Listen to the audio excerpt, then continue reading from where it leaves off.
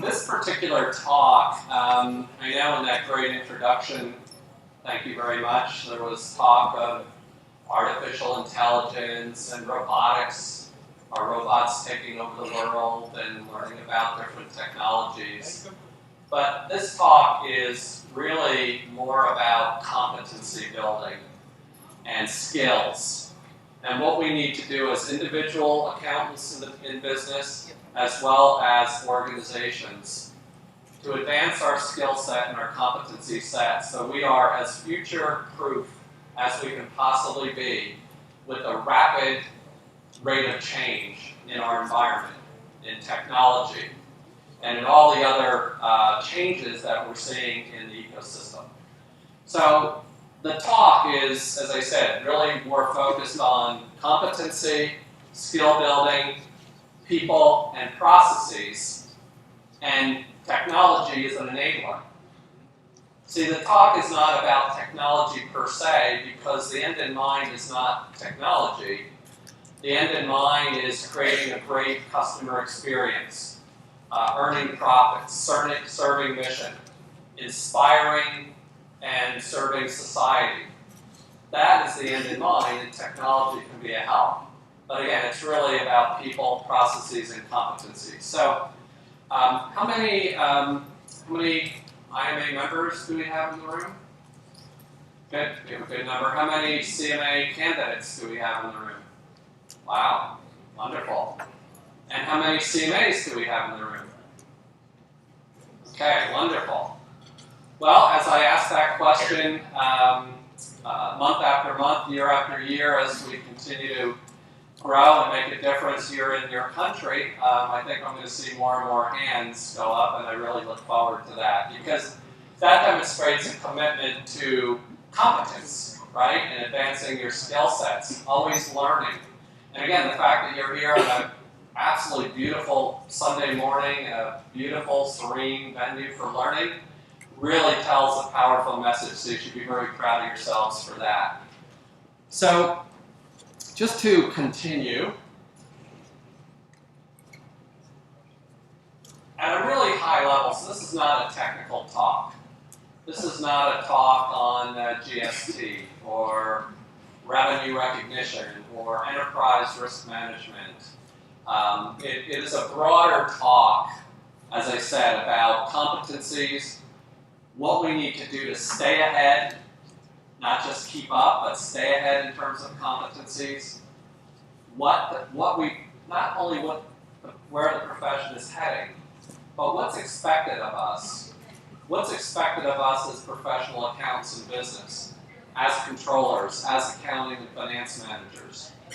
You know, it's not so much where our profession is heading, it's what are the expectations of CEOs, of board, of directors, on the CFO and the CFO team, and are we ready, not just today, but for the future? So we talk at a high level about risks and opportunities. We're going to talk about the specific technologies and competencies that I believe are necessary, my opinion, but I'm here to learn from you as much as hopefully you can learn a little bit from me this morning and today. How do we enhance our advisory and insight skills? At every level, we do work, we run transactions, we process orders, but we also have the ability to use our human mind, our judgment, our critical thinking to help advise the organization. It could be customer order to cash, it could be tax filings, it could be a lot of things. And what are the challenges? So by way of background, the beauty of my job today as your CEO is that I get an opportunity to meet with not just CFOs and CEOs and board members around the world, but those who aspire, who are in good positions, accounting manager, finance manager, accounting supervisor, who are in good positions and aspire to get even more influence in the organization. So IMA is an organization with CMAs in over 100 countries. We're approaching 100,000 members globally. And so that's a really great network of people that I could listen to in terms of what do you expect the accountant of the future to have to step up to, what kind of skills. But I was also in the profession, in jobs that many of you have. I spent about 30 years in the profession. I worked at AT&T, the large telecom, for about 24 years in various roles inside and outside of finance, including Chief Financial Officer of an $18 billion operation. So although this is a higher level talk, a broader talk about the profession and competencies, I try to make it real and tangible and not academic and esoteric, abstract. I try to make it real, the real world of business. So I start off by talking about key messages, kind of like an executive summary. And the first key message is, look, whatever you call these technologies, artificial intelligence, robotics process automation, cognitive computing, machine learning, gamification, virtual reality, augmented reality, it's important that we blockchain. How could I forget blockchain? Some of these technologies are not in the future. Some of these technologies are happening right now. Now, blockchain, in terms of use cases, is really in the early stages in financial services and elsewhere. And if we have time, we can talk about specifically what these technologies are. But the one that's more tangible, that's happening right now and impacting our profession right now, is various forms of artificial intelligence to streamline transactions, to process through large amounts of data to create insights, things that humans used to do. So in the auditing function, for example, IBM Watson, right, the huge smart computer, is streamlining the audit process so that auditors can spend more time on analysis and professional skepticism and asking the right questions. As we speak, IBM Watson is also, in some companies, helping to streamline transaction processing. So on one hand, you say, well, some jobs will be lost and are being lost in our profession. And in a sense, that is not a bad thing. I mean, it's hard to talk about job loss, but it's a good thing in the following sense. If we can create higher value-added jobs through our insight skills and our data analysis skills, higher order jobs, higher value jobs, then that's a good thing. But the other element that's a good thing is operating efficiency. If you can create, thank you, it's blinding me. If you can create greater operating efficiency in your business processes, a more efficient cost profile, cost optimization, you'll have a stronger organization. Now, you can't just manage costs, you have to manage revenue and top line. But think about it. We need, as CFOs, to help drive operational efficiency in the organization. If that means automation, that means automation. Because if we have a healthier, more vibrant organization that can sustain itself in a competitive environment, those retained earnings could be invested in people, processes, technologies, customer experience. So, the first point says, look, the more routine and repeatable tasks and activities in our profession and many other are being replaced. It's not going to happen or maybe going to happen. It's beginning to happen today. You'll see a video in a few minutes that talks about the robots of yesterday were dumb robots. They just did a task. The robots of today, hence the term machine learning, cognitive computing, have the ability to observe and react and adapt and synthesize and take action, almost like a human being, right? Another point, though, is a little bit about the call to action for us in the accounting profession to step up our competencies. Now, our profession is known for a lot of wonderful things. We are the stewards of value. We safeguard assets, internal controls, risk management, high level of ethics, right? But we're not known for our agility and our adaptability and our innovation.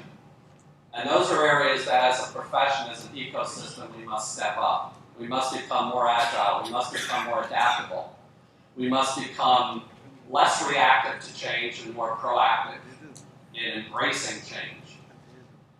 You know, when I see some of the language around artificial intelligence and robotics and blockchain, there was a piece in the Wall Street Journal that said, brace for AI and blockchain.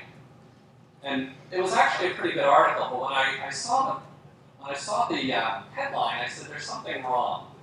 When you hear the word brace, what do you think about? You think about there's going to be this strong wind, this tropical storm, and I've got to brace and be ready and withstand it. Just let it go by me, right? Isn't that what brace means? Brace for AI, and and maybe it'll pass, maybe it'll crush me, maybe also. And I think that's actually the wrong word. I think the right word is not brace for, but embrace technology. Now, embracing technology doesn't mean you have to be first mover. Oh, I gotta implement blockchain. I gotta implement robotics process automation. Embrace means I'm going to learn about these things. Because if I see an opportunity for a competitive advantage to differentiate myself and my organization in a tough competitive environment, I'm going to do so.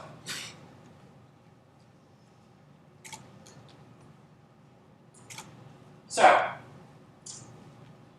a little bit dramatic here, but those of you who are familiar with enterprise risk management know that there's the reactive side to risk, to manage risk to an acceptable level, but there's also the opportunity side of risk. Although jobs are being lost and will be lost in our profession, there is the opportunity to create newer, better jobs. And that's why I give you some background on myself, but I say this from my 3 decades as a practitioner, right? Because not an abstract academic view, but it comes at a price. It comes at a price of stepping up the competencies that we may not be familiar with, or we may be a little intimidated by. For example, in the area of statistics and data analytics that we're going to be talking about more. And finally, I say that if the CFO team is going to evolve, maybe they need to evolve to become a DFO, a digital financial officer, right? One that understands that the whole value chain is going digital. So, what are some of the new skills? So I start out high level, and then we'll drill down more. What are some of the skills? Well, certainly leadership and strategic management, right? I would argue that strategy management skills are important in every job because, well, certainly if you aspire to the top jobs, strategy management is part of what CFOs do today.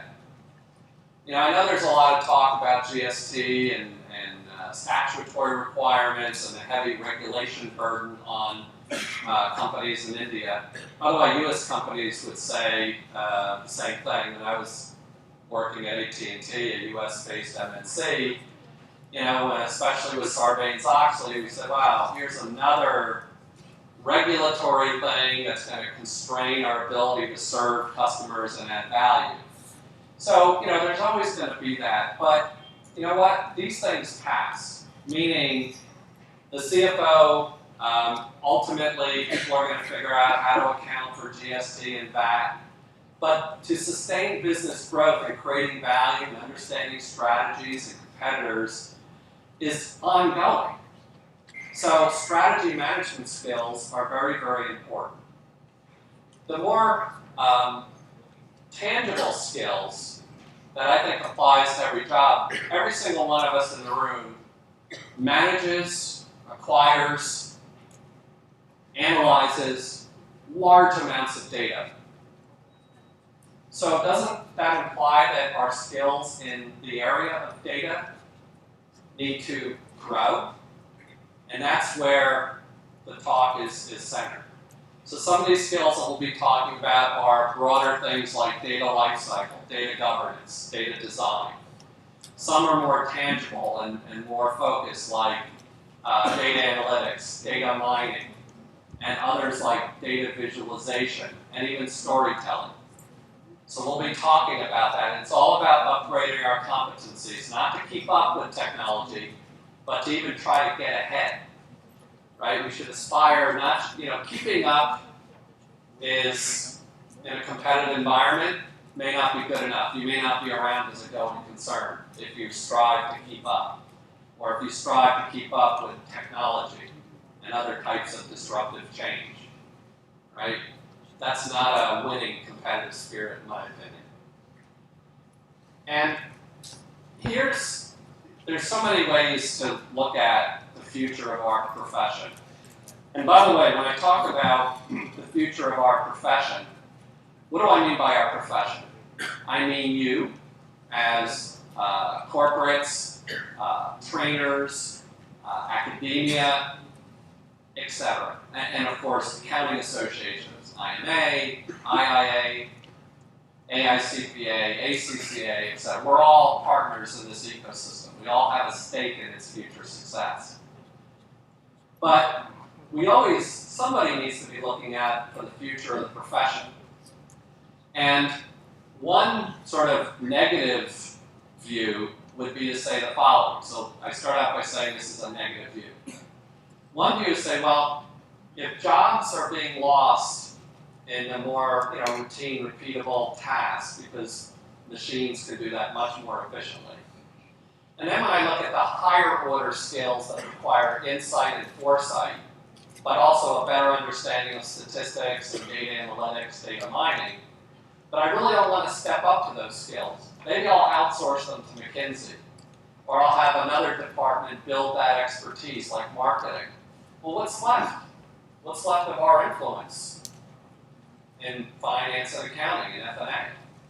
So we must step up to these new skills to create opportunity out of the risk that we face in the loss of jobs. So the value chain is clearly going digital. The user experience is being transformed. And there's all kinds of headlines. There are robots taking over the world. And we'll be showing you IMA's TV ad. Robots.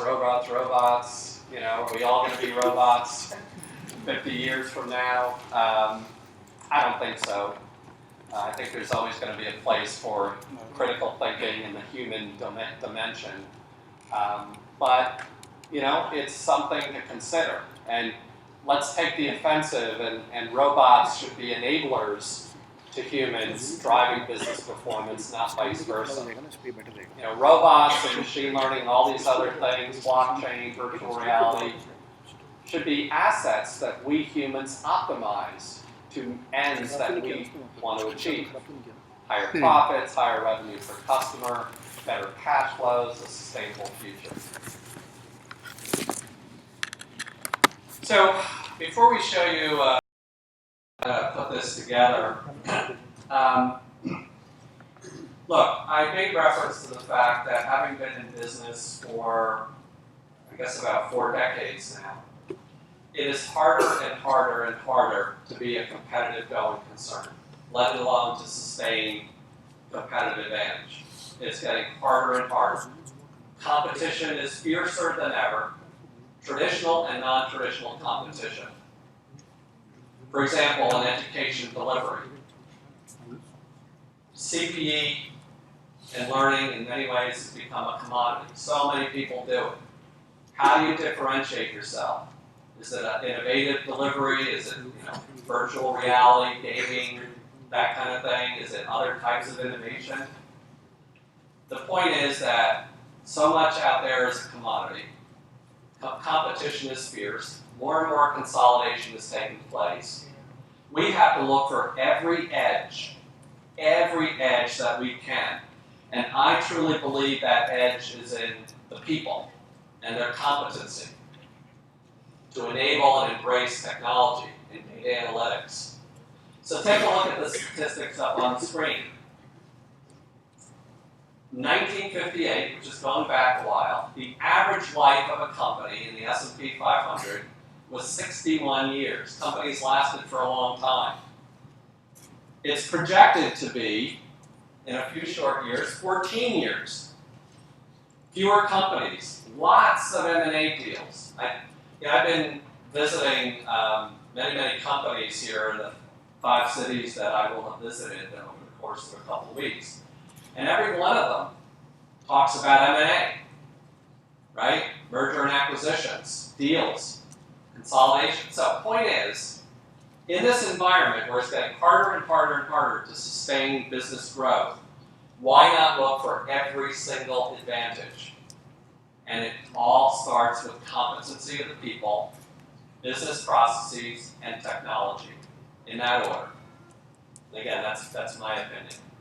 So we know technology is changing how we live and work. The question is, are we ready? Are you ready? Why not get ready now? Why wait? BlackRock. The answer is yes. They are replacing human beings in their stock picking. Chatbots. More often than not, when you're, quote unquote, speaking to a customer service rep, what are you speaking to? A chatbot, right? You're not actually speaking to a human being. Because for the basic questions, or the questions that are most frequently asked, answers can be easily programmed, and then some give and take and some flows of queries and things like that. It can all be automated, right? So we're seeing a dizzying rate of innovation where technologies that we thought were new are like passé. Uber's only been around a few years. You would think it's been around a couple decades, right? Driverless cars, Alexa, and I mentioned IBM Watson, right? IBM Watson is the big, I don't even think you'd call it supercomputer, you'd call it super smart computer. As I mentioned earlier, being used in H&R Block for processing tax returns, being used by E&Y in the audit function, being used in pharmaceutical and healthcare delivery, right? To help diagnose different causes of sickness quickly and even remotely, let alone non-intrusively in the area of healthcare. So one thing about technology is it is moving at such a fast rate. I mean, as a consumer, some of these things, I'm not a technical person in terms of technology, but as a consumer, it just seems to be moving at such a fast pace. And the question is, are we up to the challenge of, again, not only keeping pace, but keeping ahead, knowing that accountants, as I said earlier, are not necessarily known, and our profession is not necessarily known for speed. Okay, so we're going to show you about a 4-minute video. Every human used to have to hunt or gather to survive, but humans are smart, really lazy, so we made tools to make our work easier. From sticks to plows to tractors, we've gone from everyone needing to make food to modern agriculture with almost no one needing to make food. And yet, we still have abundance. Of course, it's not just farming, it's everything. We've spent the last several thousand years building tools to reduce physical labor of all kinds. These are mechanical muscles, stronger, more reliable, and more tireless than human muscles ever could be. And that's a good thing. Replacing human labor with mechanical muscles frees people to specialize, and that leaves everyone better off, even those still doing physical labor. This is how economies grow and standards of living rise. Some people have specialized to be programmers and engineers whose job is to build a mechanical mind. Just as mechanical muscles made human labor less in demand, so are mechanical minds making human brain labor less in demand. This is an economic revolution. You may think we've been here before, but we haven't. This time is different. When you think of automation, you probably think of this: giant, custom-built, expensive, efficient, but dumb robots blind to the world and their own work. They were a scary kind of automation, but they haven't taken over the world because they're only cost-effective in narrow situations. But they're the old kind of automation. This is the new kind.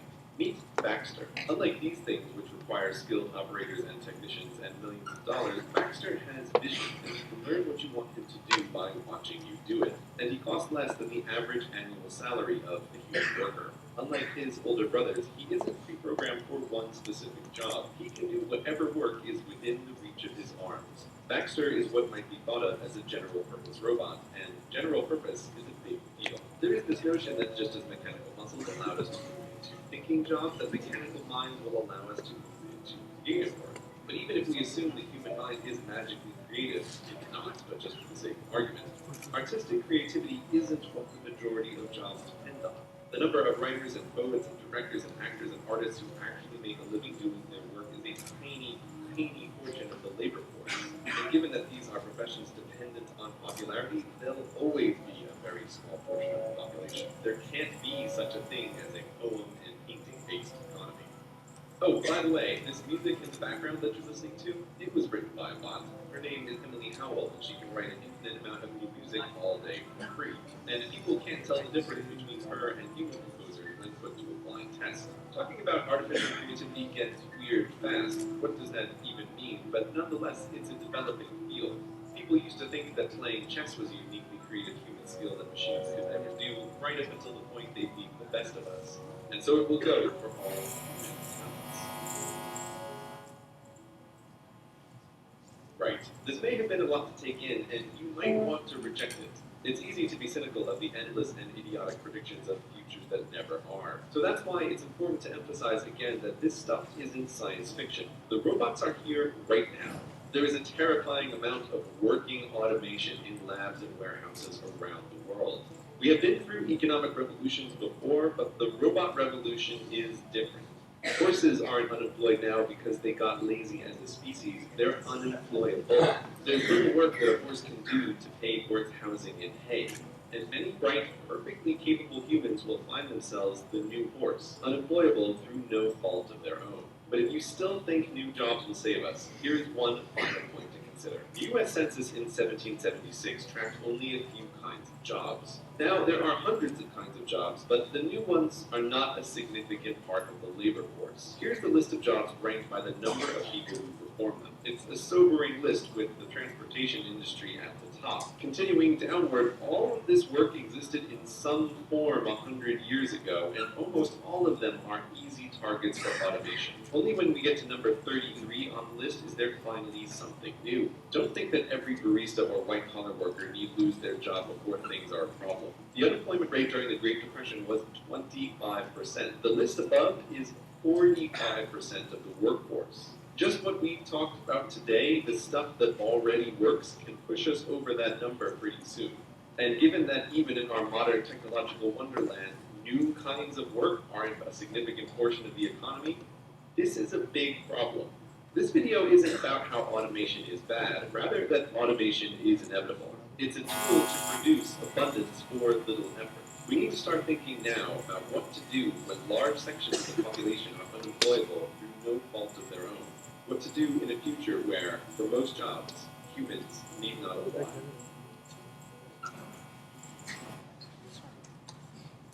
Okay, so hopefully you're able to hear that.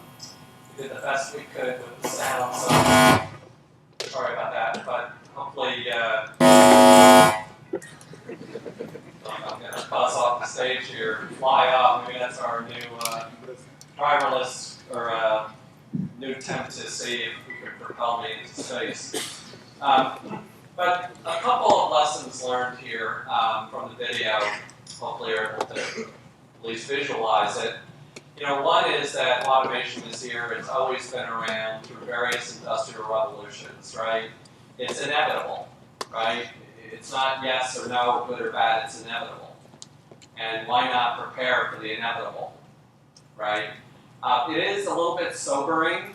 Their hypothesis is that there won't be enough new jobs created to replace the old ones. But remember, this is not necessarily specific to the accounting profession. it's relevant to all professions.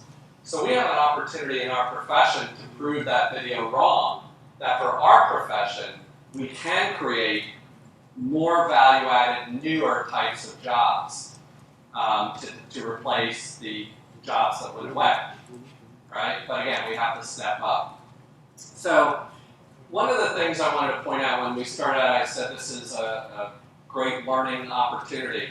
I think organizations and individuals should always be learning. I know that sounds very trite, but sometimes people look at, gee, I've achieved my CMA. Wow, and that's a proud milestone. I look forward to congratulating each and every one of you who have either have achieved or will achieve their CMA. Or I become a controller, or I become a CFO. Wow, what a milestone. But in many ways, the journey to learning is just beginning. I've told the story a couple of times. I only talk about myself, and it helps the learning I'm trying to convey. But you saw that I have 3 professional certifications. I earned all 3 of those professional certifications after the age of 45. In fact, after I was CEO, right? So we ought to all consider being in learning and growth mode, regardless of title, position, or hierarchy. And this is such an opportunity to learn about this area. And again, do you need to be experts on every one of these technologies and to implement every one because they're the new cool thing? No. But do you need to be inquisitive about some of these technologies and how they might impact your job and your career? Absolutely. So I just refer to a couple of resources. One is up on the screen, and here's the book. I have no financial interest in these books. I don't get a royalty. I should, after all the promotion I'm doing of them around India. But this one I like. It's called What to Do When Machines Do Everything, which sounds a little bit depressing and a little bit scary even. But then notice the subtitle. How to get ahead in the world of AI, algorithms, bots, and big data. Like what we can do about it. And in this book, they talk very much about data science. Data science. And we're going to be talking about data science, defining it, and suggesting that at some level, yes, even accountants must become data scientists and be aware of the knowledge that's embedded in data science. Another book that I refer to as great learning opportunity is, and also I don't have a interest in this book either, financial interest or otherwise, is Competing on Analytics, the New Science of Winning. Competing on Analytics, the New Science of Winning by Thomas Davenport. And the reason I like this book is when you think about competing and beating the competition and serving customers or members, you think in terms of market-facing things, products, services, technology, user experience. But this book says something that's in the background can be a competitive differentiator in a hard environment to earn profit. Analytics. Imagine analytics as a new competitor differentiation. Imagine if your organization becomes a more analytically oriented organization, what a competitive advantage and differentiator that can be. So I also like to refer to this book. So,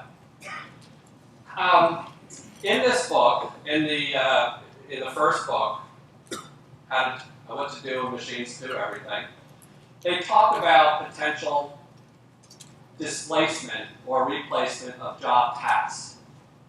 And they can do it in various professions. This is from a very well-regarded organization called Forrester Research. And they're projecting that in management, business, and financial, in a few years, 72% of job tasks will be cannibalized, meaning potentially replaced due to automation. Now, I think that might be high. They're estimates, they're guesses. There's other estimates and guesses from the Oxford Group and McKinsey and CFO Magazine. And you know what? I really don't care what the number is. I know the number is material, meaning it's not insignificant, whether it's 20% or 70%. And it makes my point that let's not focus on the negative, the woe is me, and the risk, let's talk about how to turn that risk into opportunity. What are the new competencies? What are the new skills? So the accounting profession is evolving, but not quickly enough.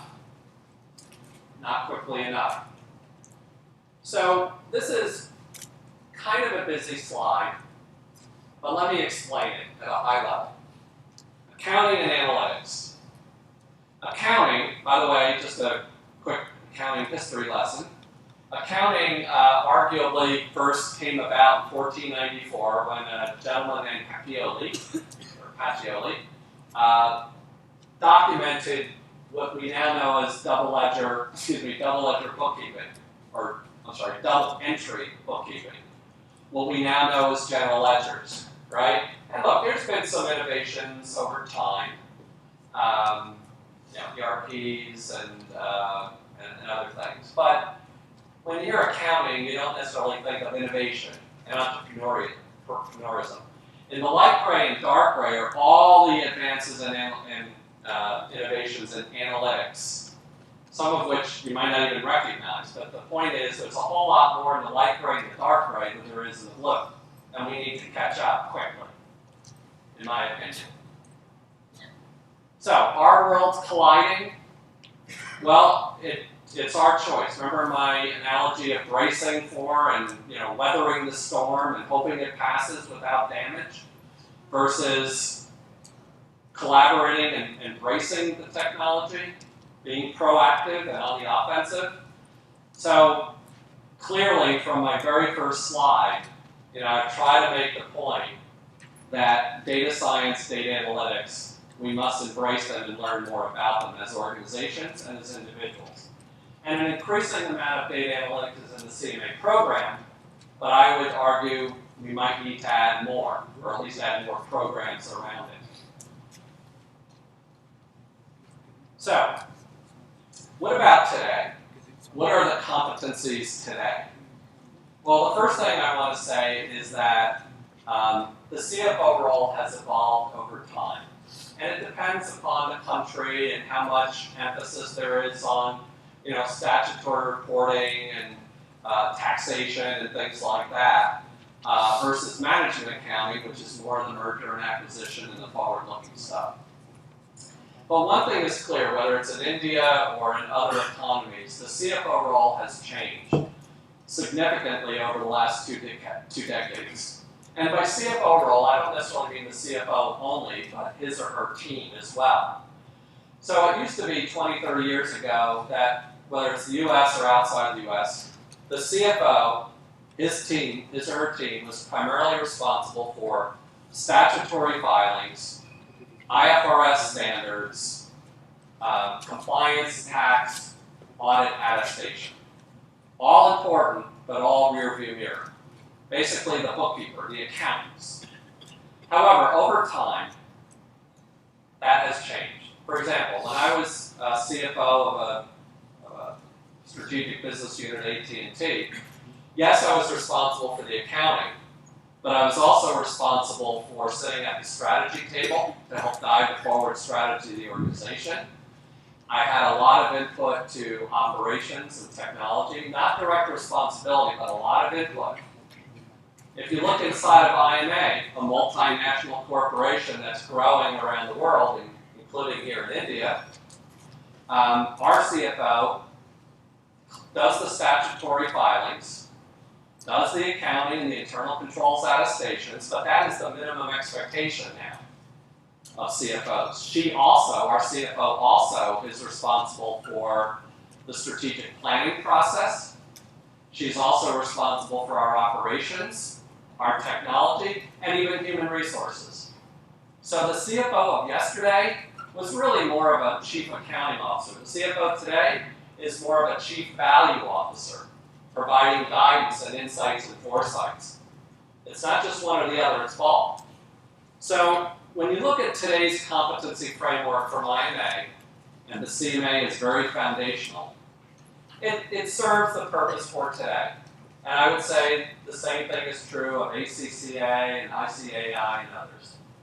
Our framework, and there's detailed competencies, you see 5 buckets. leadership in the middle, planning and reporting, decision making, technology operations. Pretty well rounded. But the question is not, is this framework of competencies relevant for today, but for tomorrow, a year from now, 5 years from now? Are we future ready given the fast pace of change that I continue to pound and pound and pound? We must move faster and smarter. So, what are some of these analytics competencies? I'm trying to bring it down to a lower and lower level of detail.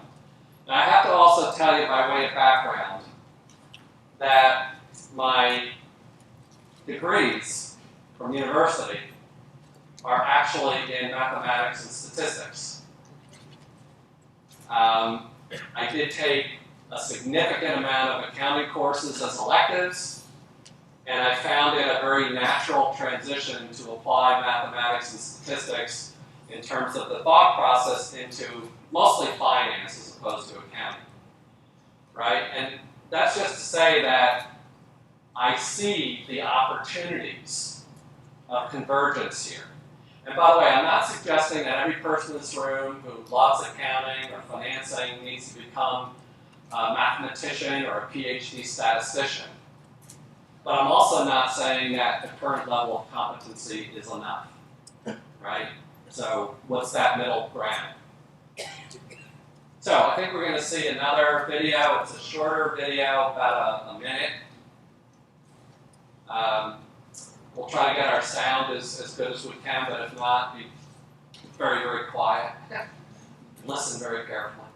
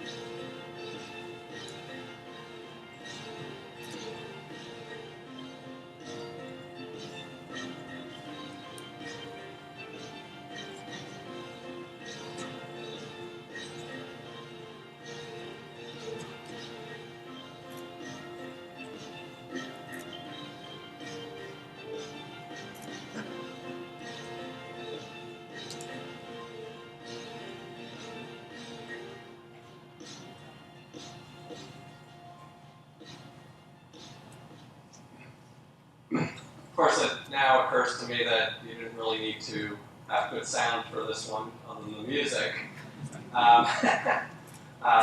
But let's just talk about a little bit of the lessons learned, the new age of finance. And it's not that accounting is a bad word. We should be very proud to be accountants, management accountants. But the reason the word finance tends to get used a lot is finance kind of connotes more decision-making, more forward-looking than accounting for the past. So the term tends to get used. But you saw terms like being exploratory, taking data and creating insights and foresight out of it, not just reporting the data. Machines can now report data and report samples from audits. It's the insight. Tell me what's behind the numbers. Tell me a story around the numbers. Tell me something I didn't know. Use your human intellect and your critical thinking and your data analytics skills to tell me something that could help me preempt the competition, could help me anticipate the next disruptive event, etc. By the way, how are we doing on time? I have no idea how much time I have left. Very reassuring. 20 minutes. 20 minutes. Okay. If somebody in the room thinks 20 minutes isn't good, please let me know. I know we started a little bit later, but okay. So finance teams need new talent. What an opportunity!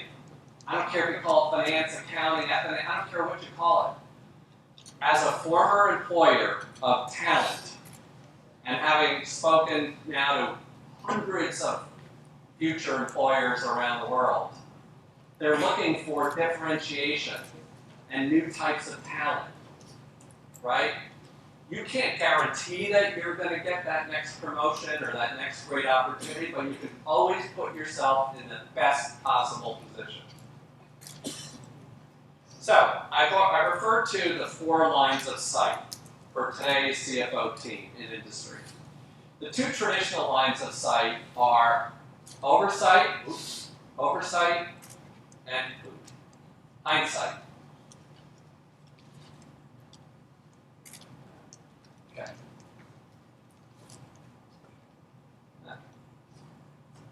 Okay. I'm very proud that I learned how to use the arrow pointer. So oversight and hindsight are, as I said, 2 of the more traditional roles, but they're minimum expectations. So what do I mean by oversight? Oversight is oversight for funding, for business cases, for treasury, for internal audit. Hindsight, looking back, is statutory filings. Even KPIs, key performance indicators, are a reflection of what happened. It's good to have them, but they're lagging indicators, not leading indicators. So I call them the table stakes, the minimum expectations. When I'm hiring people, or when I've hired people for finance accounting jobs, I minimally expect that you know your stuff technically. I'm looking for some things that are outside of that technical knowledge, and a lot of times it's softer skills, but it's the ability to think and envision. And so we talked about these 2 other lines of sight, insight and foresight. So, in terms of a more future-oriented competency framework, or one that better reflects some newer competencies, let me drill down just a little bit more on some of these newer competencies that I believe we, as a profession and individuals, must embrace. So, first of all, the title is telling a story, stepping up. So wherever you happen to be in your career, in your competency development, always think, in my opinion, of stepping up. What's the next thing I can do or achieve? Right? Balancing family and work and things like that, but at least be thinking about stepping up. Stepping up doesn't say where you are today is a bad place. It just says step up. Take it to the next level. And so we have that stair-step effect. You see the insight and foresight, hindsight and oversight as part of it. And then you see at the top strategy management, which again is a competency that I believe at any level of the organization you need to consider acquiring. And by the way, for those of you who earned the CMA, I think I have a slide at the very end, but for those of you who have earned the CMA, just in the last few months we introduced a new credential called Certified in Strategy and Competitive Analysis. I acquired that in the first batch, right? Because I need to talk about it with credibility and to inspire you to consider it, those of you who are CMAs, right? Because not because we want to grow the CSCA part of our program, but because strategy management is so critical to what CFOs do today, and the insight and the foresight they and their teams can and should be providing more of. But let's talk inside the stair step. So let's talk about the stair step going from foundational up to delivery. Foundationally, we talk about the skills that most job titles need to have some foundational level of knowledge. Maybe not expertise, but foundational. So we're not saying you have to be an IT expert or a PhD statistician, but working knowledge. What do we mean by data governance? Data governance, ownership and accountability for data integrity. One version of the truth. You know, increasingly there are titles out there, in addition to data scientists, there are titles out in the job field called Chief Data Officer, right? Chief Data Officer. People that are responsible for the data integrity, data cleansing. Data lifecycle is understanding the data process from acquisition and inquisition to delivery of analyses and reports. Data security is self-explanatory, so making sure the data is secure, especially as we talk about blockchain and we talk about cyber attacks. Data security in the world of social media and big data is even more important than it was before. Internal controls and data design. Then we move up to skills that I would suggest as we move up are even more important to become more than foundational knowledge, but perhaps advanced and expert knowledge. Analysis. I mean, that's what we're looking for. People that can analyze and provide insight on the data. Not just reporting the data, but providing insight. If I see a variance, revenue actual is 10, budget was 8, variance is +2, wonderful. Now, right? Something as simple as that, where's the insight? So for example, my revenue variance in that very simple, trivial example is +2. Did we grow share? So we did better than budget by 2. What's our growth? What's that mean in terms of market share? What's the trajectory of my income statement, balance sheet, funds flow statement? What action may I need to take now just to create a better trend line? Anticipation, exploration, creating futures and scenarios and sensitivities. That's what I'm looking for. I'm looking for people that are inquisitive. You know, there's a whole body of knowledge inside of statistics that everyone in this room is capable of learning more about, called EDA. EDA, Exploratory Data Analysis, right? And part of what that video, the 1-minute video, talked about was asking the right questions of your data scientists, of your technologists, of your consultants, of yourself. But you can only ask the right questions if you have a certain level of knowledge and foundation to ask those questions. So in this analysis layer, we talk about data mining, data query, data analytics. I'm going to be talking a little more about data mining and data analytics. And this is all part of data science. The big picture is data science. And then we go up, where again, I would argue that you need to have more than foundational, and that's delivery. Visualization. You know, all too often we think that, right, actual budget variance, revenue, OpEx, CapEx, 2 dimensions. Is the world of data and the world of business 2 dimensions? It's multi-dimensional. It's, for example, it's accounting line item by geography, by product. That's 3 dimensions, right? And multiple, that there are so many, just Google on data. If you want to learn, just Google on data visualization. And I'm not just talking about software. I'm talking about ways to visualize data that pops. Even, you know, people say, well, you know, we're not artists, we're accountants. But even in terms of choice of colors and offsets and things like that, because we are telling a story to people that don't necessarily know finance and accounting the way we do. So we have a responsibility to, tell a story and communicate. So, data science is all the things I just talked about. Yes, it involves a certain level of statistics, data and data applications, and knowing the business. Now, I threw this in just to say the following. I kind of love this one. Multi-relational, hyper-parameterized neural networks. I don't even know what that is. In fact, I have no idea what it is. And I don't really need to know. And you don't need to know. My point was the one I made earlier. Do you need to become PhD statisticians and know the underbelly of the analytics? No. Do you need to have a working level knowledge of some of these things? Yes. So, data analytics, the science of examining raw data with the purpose, the end in mind, of creating new information and generating business insights. Creating new insights, one that I didn't have before. That makes me more employable and more valuable.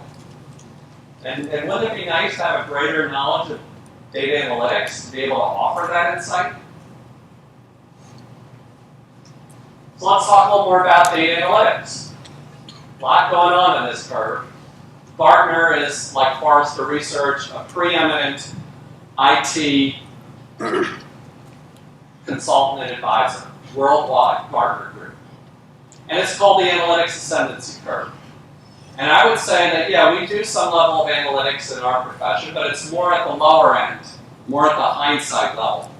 Descriptive statistics, KPIs, RPU, average revenue per unit, average revenue per customer,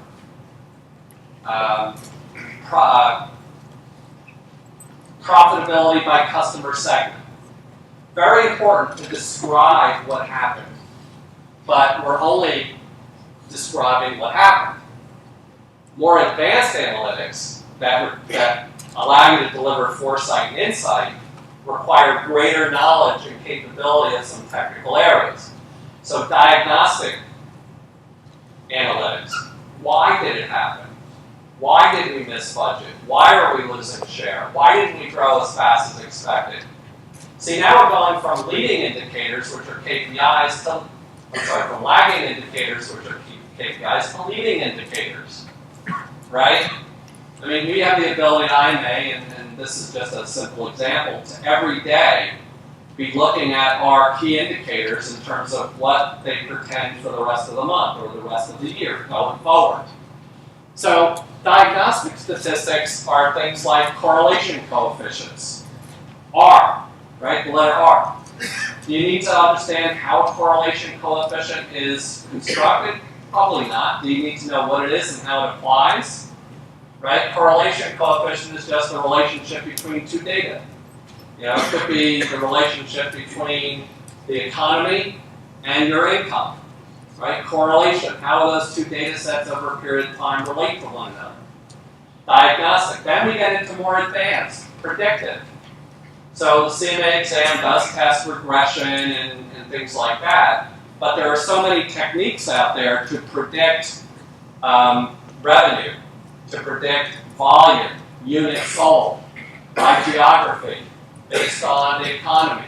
Right? Regression is a dependent variable, like revenue, depends on the economy, competition, a whole bunch of what are known as independent variables with coefficients. So I'm not trying to be a show-off or make you nervous. You are all eminently capable of acquiring this new knowledge without becoming advanced mathematical geniuses. And then we go up even further, prescriptive analytics at the top end is being able to drive to the future, making it happen through strategic and tactical plans. Data analytics applies inside and outside of finance. Inside of finance and accounting, internal controls, fraud detection. In marketing, in target marketing, customer lifetime value, customer profitability, and much more. See, we want to be valued business partners to the rest of the business. You know, if marketing says, I've had it with F&A, all they do is give me a hard time, they produce results, they don't explain them, they add no value. I'm going to build that capability inside the marketing function. I'm going to hire my own data scientist because I really can't rely on F&A. Well, if that happens, and we're losing jobs in the more transaction-oriented activities, what's the future of our value in our profession? None. Very little. Again, it's a doom and gloom pessimistic story, but it's plausible. We have to step up to add the value to marketing, customer relationship management, and elsewhere. Data mining. Data mining has a very deep statistical element to it, and this is where I think neural networks come into play.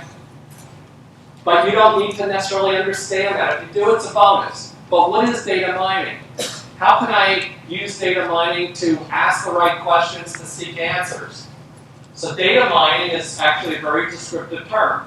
It's scouring through large masses of data to create insights and unearth patterns that the human eye could not have seen.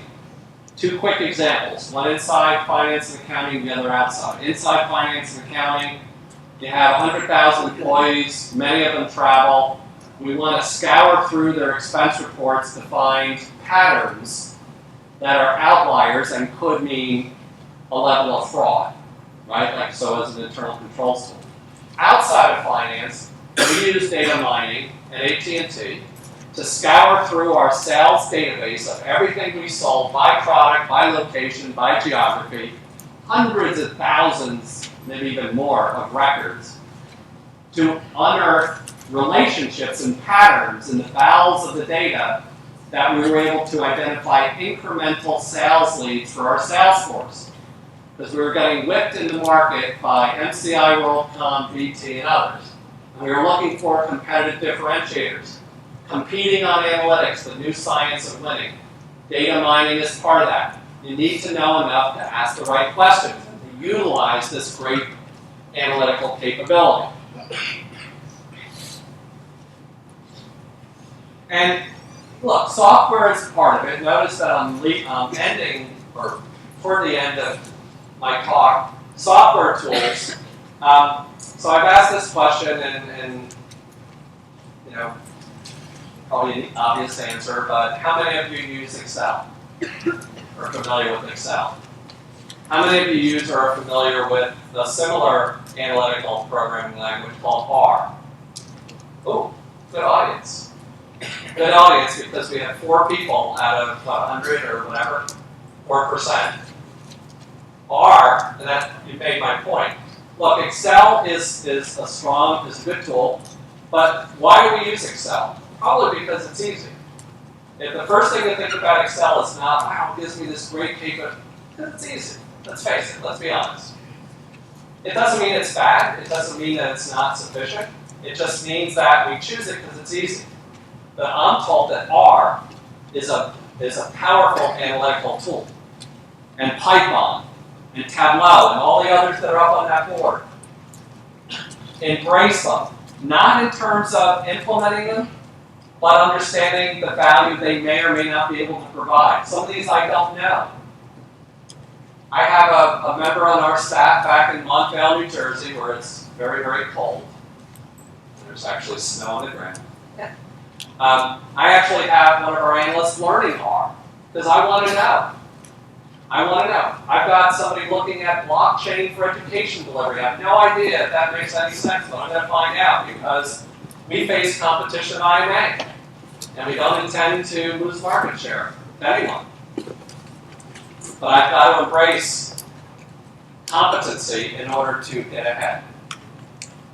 So, what can you do to be as future-proof as possible? We've talked about many of these things. Automation's not, it's here to stay, and it will increase very quickly.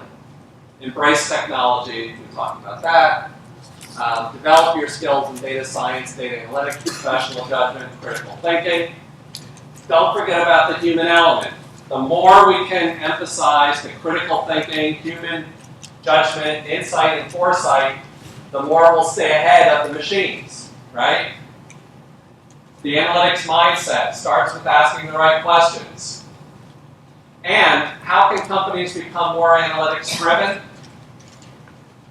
It's all in your philosophy. It's all a mindset. It's an investment in analytics, right? It's all these things. And look at my last statement. We must invest as much in people and processes as we do in technology for this whole thing to work. So, I think when we were coming in, we had the CMA TV ad playing. I don't know if you're familiar with it, but we're going to show it here. And so it plays on this whole thing. The CMA program is very fast growing, with some new staff here in India. I don't know if you've met Lata, but in addition, Lata, here you are. So Lata is our first employee here in India. We have a great partner in Miles. We have a great partner in Miles. We have relationships with universities and corporates, but we need to do more. We need to create greater awareness and do better. So the CMA program is growing around the world, but we must create awareness. So one of the things we've done over the last 2 years, we've invested several $1 million US in TV ads. And this one plays on this whole robotics theme. So we'll show this, then answer a few questions, and we'll be on. It's true. The audit, Robots have entered the world of accounting. the forecast, But if you're a certified management accountant, you're not worried. the risk assessment, You'll still set the strategy, and you'll still make the decisions. sorry, I was just keeping your seat warm. Because you won't be working for them. They'll be working for you. The CMA certification, you gotta earn it. So, and by the way, another part of our building the word of mouth marketing is local chapters, right? Local chapters are a very, very important element. Partners, universities, corporates, and local chapters. So I'll end and take a few questions. I mentioned the new credential for CMA, Certified in Strategy and Competitive Analysis.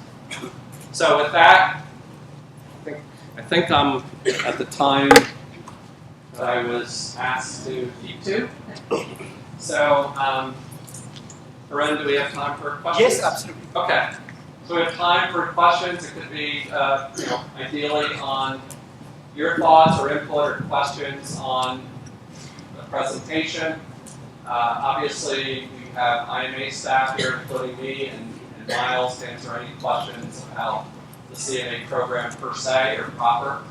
But any questions now or afterwards or when I get back to New Jersey?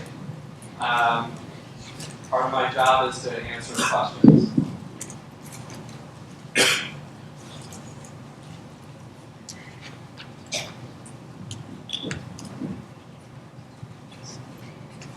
Hi, this is Hussein. I work for a company called DSM, that's Dusty Minds.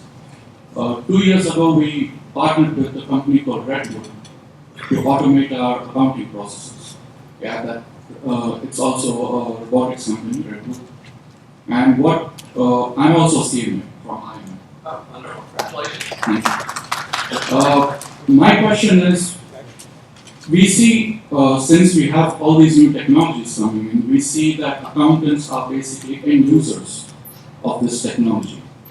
But I took a change in my career and I went into a designing role and I designed robots. We designed around 100 robots and we automated our period end close, our monthly close processes. Do you see that these chartered accountants or CMAs, they would also shift their careers and we can be more involved in designing these new technologies? Yes, that's a great question and a great story. And again, congratulations on being a CMA.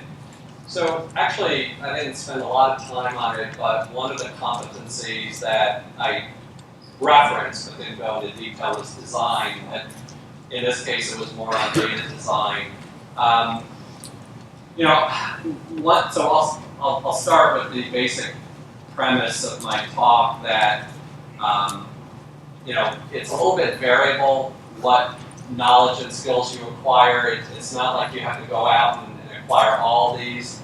To some extent, when you're doing your own career planning and only you are in charge of your career, sometimes you decide on a career change, sometimes you decide, well, look, finance and accounting and technology are so intertwined that what's wrong with becoming more of a technologist and more in the design phase? That will only increase my value.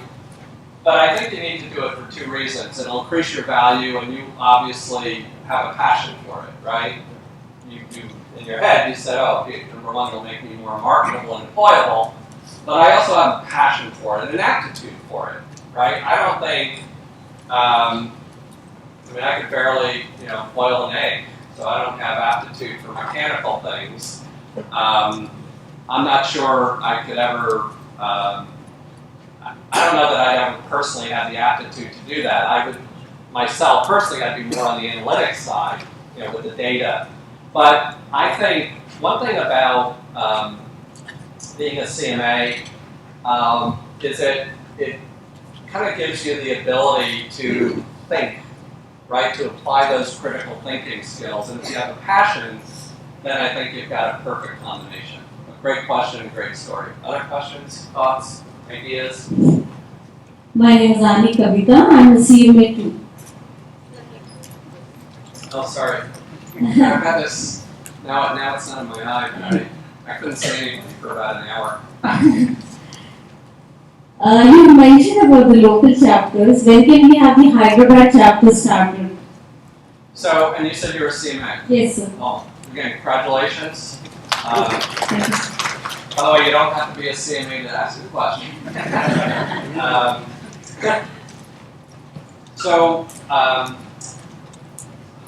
First I'll say this. Active chapters are an important part of what IMA is all about.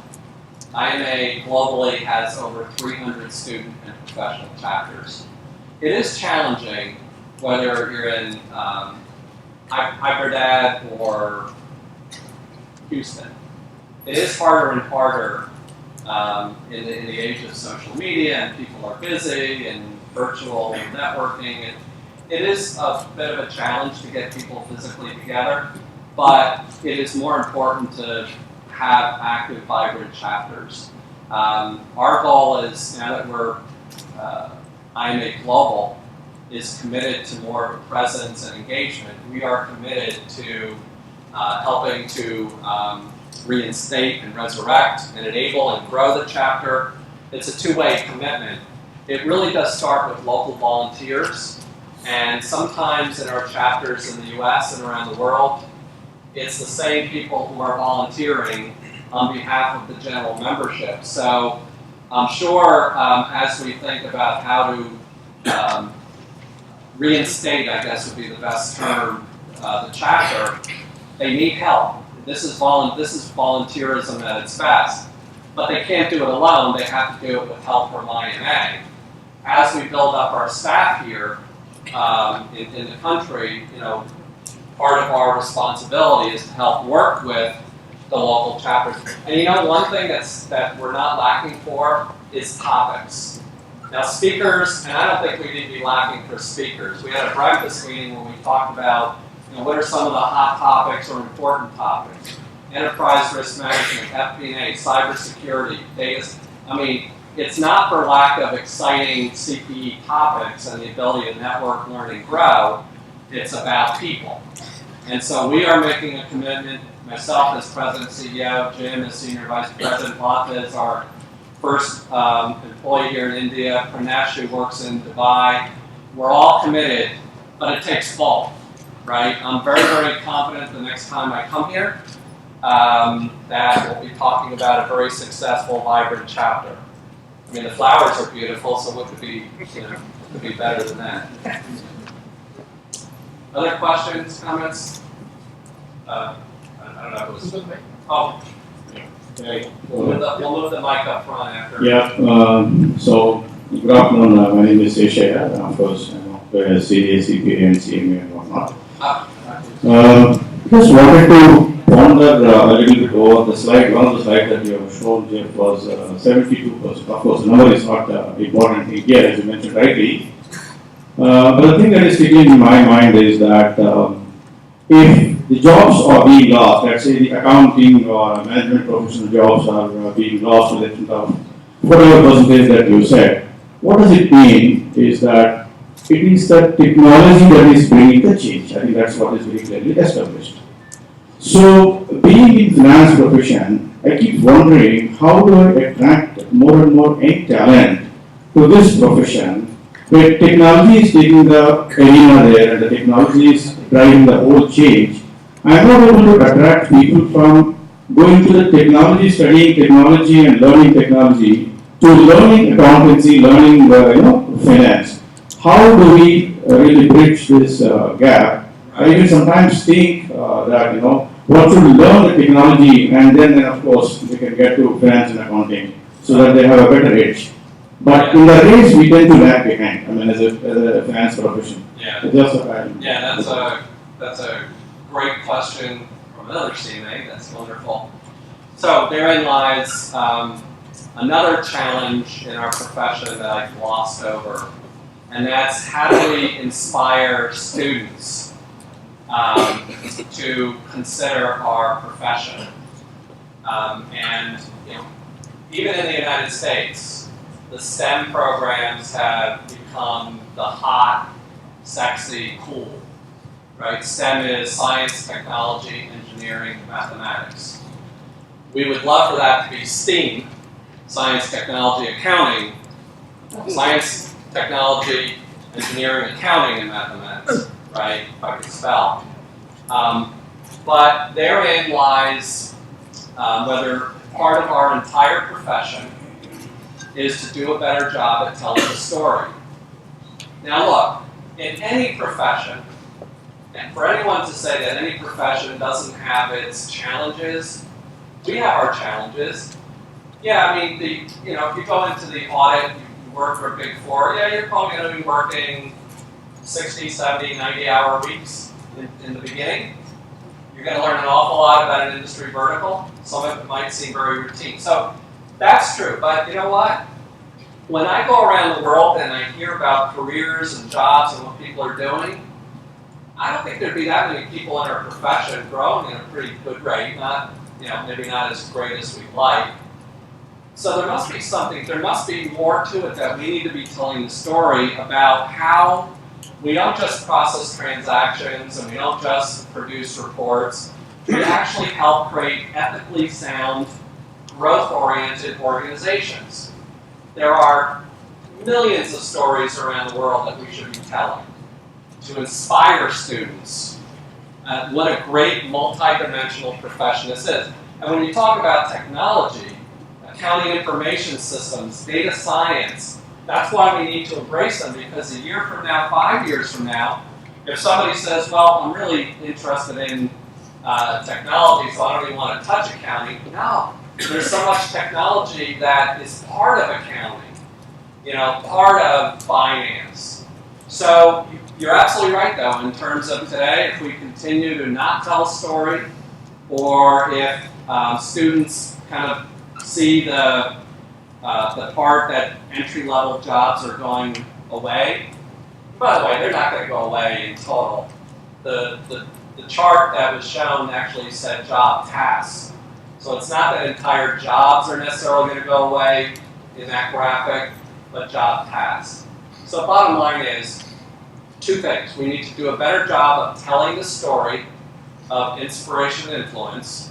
And I've been in the profession 30 years, and I believe it. But we also have to upgrade the value of the profession to tell even a better story.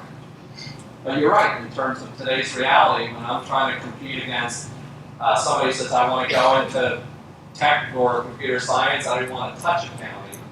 I understand that. That's a reality. That's a risk. Question in the front? Well, we'll do one question there, and then this gentleman I know has had his hand up, and others. Good morning, all. Basically, it's not a question from my side. I'm also about CMA. And also, I'm part of Dubai chapter. Basically, I'm based in Dubai. I had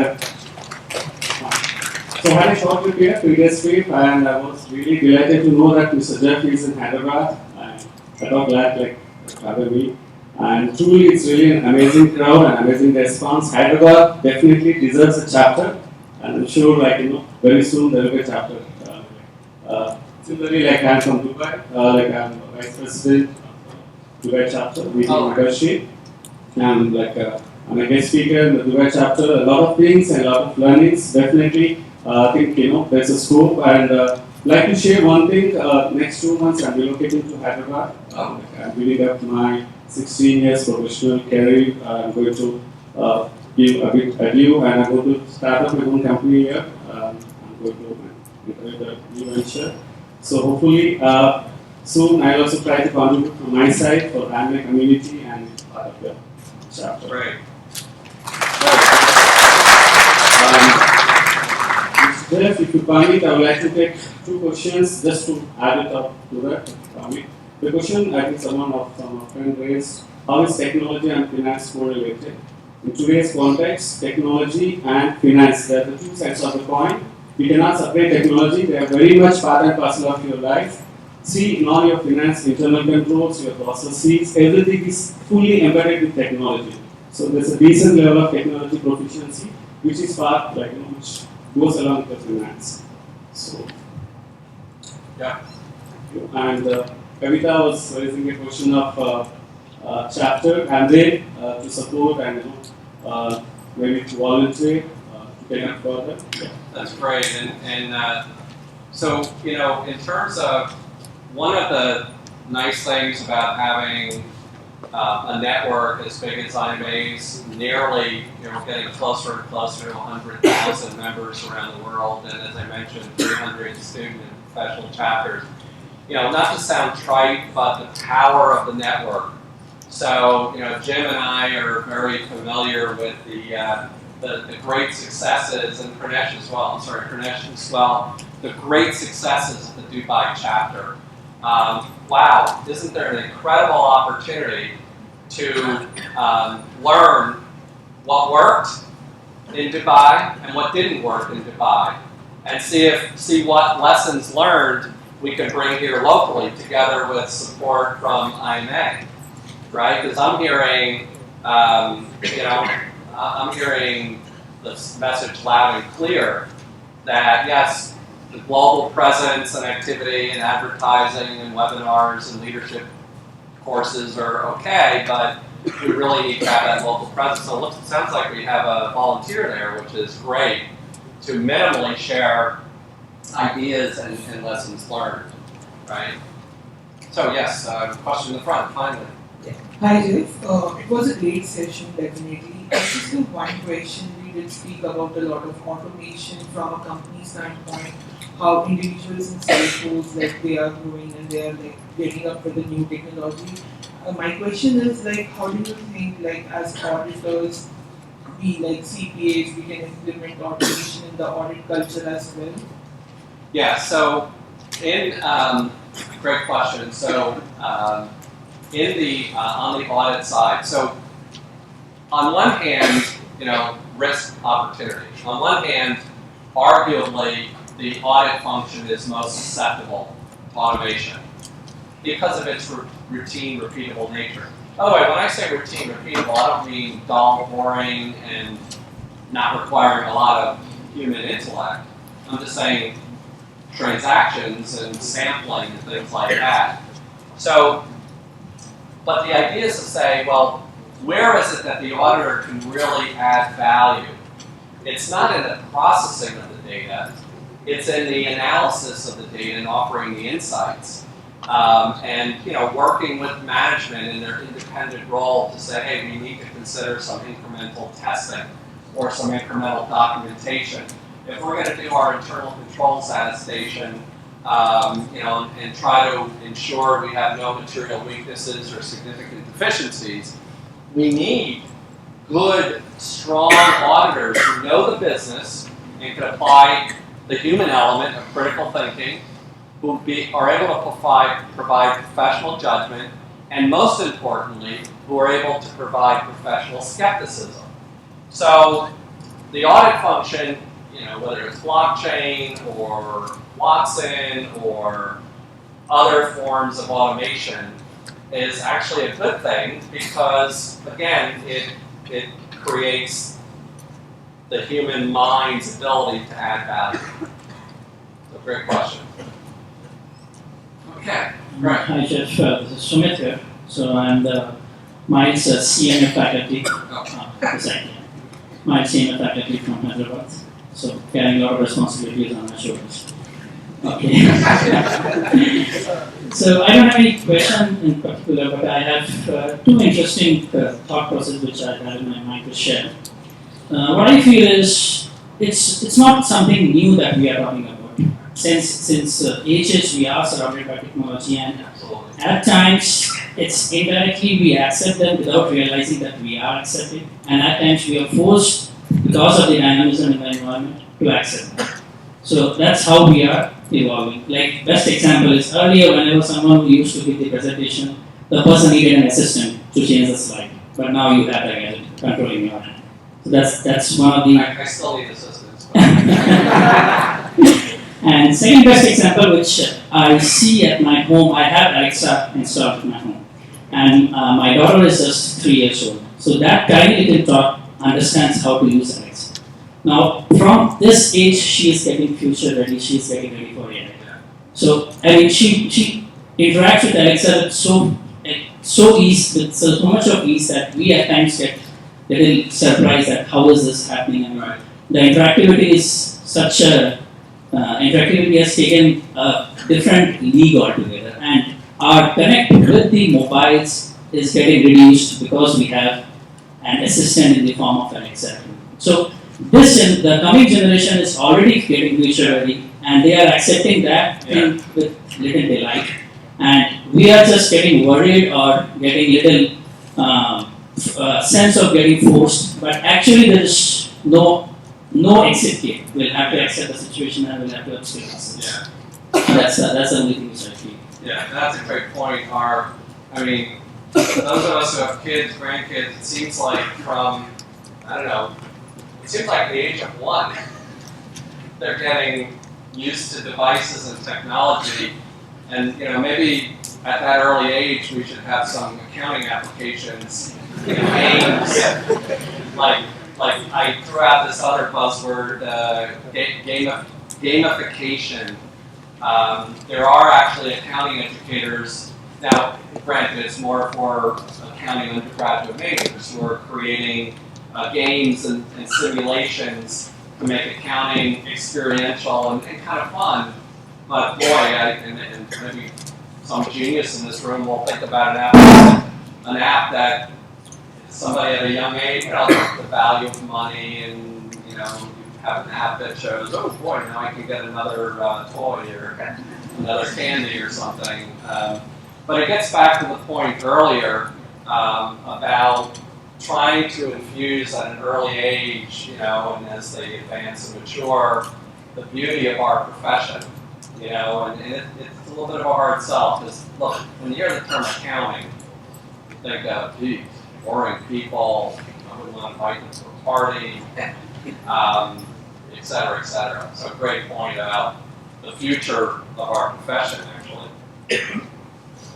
Yes. Jeff, I have the mic. Just a quick question. So thank you so much for giving me a valuable perspective. My name is Vijay.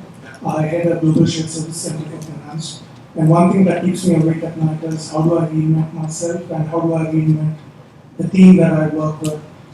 We ourselves have been implementing RPA. We've done a proof of concept on blockchain for billing.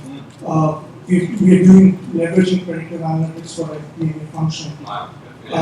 Now, the question I have for you is, you mentioned about one aspect, being very agile and reinventing yourself. So, my question for you as the head of CMA organization is, how agile are you guys in upgrading your course curriculum to being relevant in today's context, right? I mean, it's all about digital finance, and the way the finance has evolved over the last few years has been phenomenal.